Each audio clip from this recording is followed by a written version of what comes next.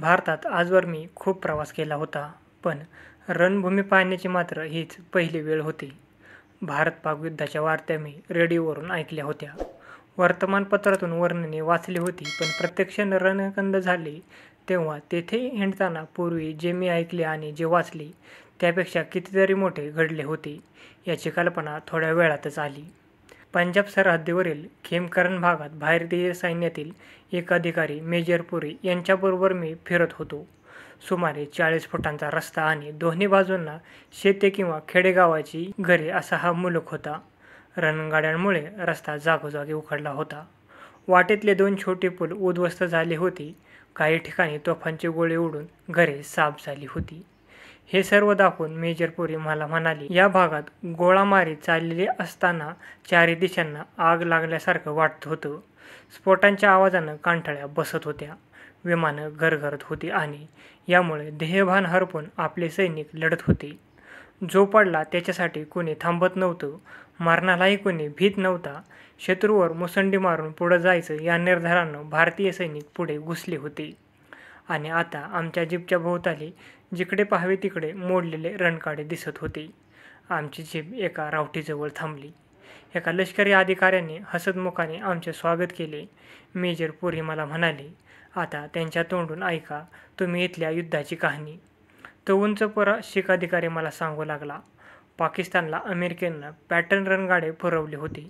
हे रणगाडे अजिंक्य आहेत असं पाकिस्तानला वाटत होतं. ही प्रचंड धूळ पाहून आमच्याही छातीत प्रथम धडकी भरली. पण अब्दुल हमीदसारखे वीर आपल्याकडे होते. आम्ही धुव्वा उडवला त्या रणगाड्यांचा आणि पाकिस्तानी सेनेचा. अब्दुल हमीद म्हणजे परमवीर चक्र मिळालेलाच ना? मी विचारले. हो, तोच, मेजर पुरी म्हणाले. तो शीख अधिकारी पुढे सांगू लागला. आमच्याच तुकडीत होता अब्दुल हमीद. उत्तर प्रदेशातला राहणारा. शाळेत आल्यापासून मोठा धाडसी होता. सैन्यात जायचं ही त्याची महत्त्वाकांक्षा होती आणि जेव्हा त्याला सैन्यात प्रवेश मिळाला तेव्हा तो मित्रांना म्हणाला, आता मला खरा पराक्रम करायला मिळेल.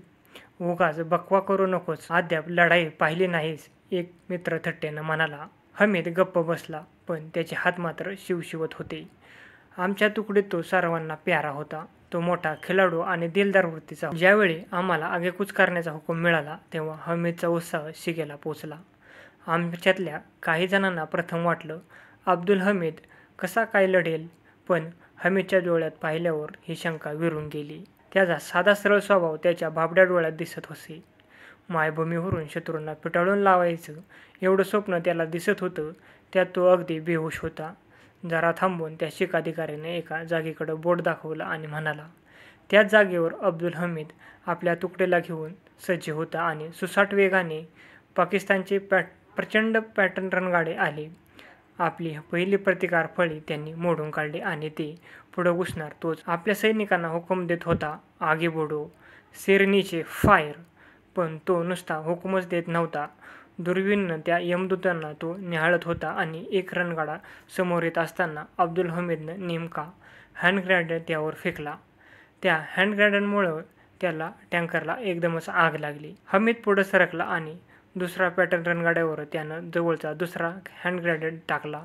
खर्रखट असा आवाज करून ते धूळ बंद पडलं आणि लगेच भारतीय जवान त्यातील सैनिकांवर तुटून पडले. अब्दुल हमीदच्या पराक्रमामुळे आपल्या सैनिकांना विलक्षण स्फुरण चढले आणि ते शत्रूवर मारा करू लागले. एका पाकिस्तानी अधिकारी ओरडत होता, सैतान, सैतान. होय, अब्दुल हमीद त्यांना सैतानासारखा वाटत होता. आमचा हमीद आता दमला होता, पण थांबायला विसंत होती कुठं? चारी बाजूंना पाकिस्तानी रणगाडे आग ओकत होते. हमीद उजव्या बाजूच्या रणगाड्यावर तिसरा ग्रॅनेड टाकला आणि आकाश भेदून जाईल असा स्फोट झाला.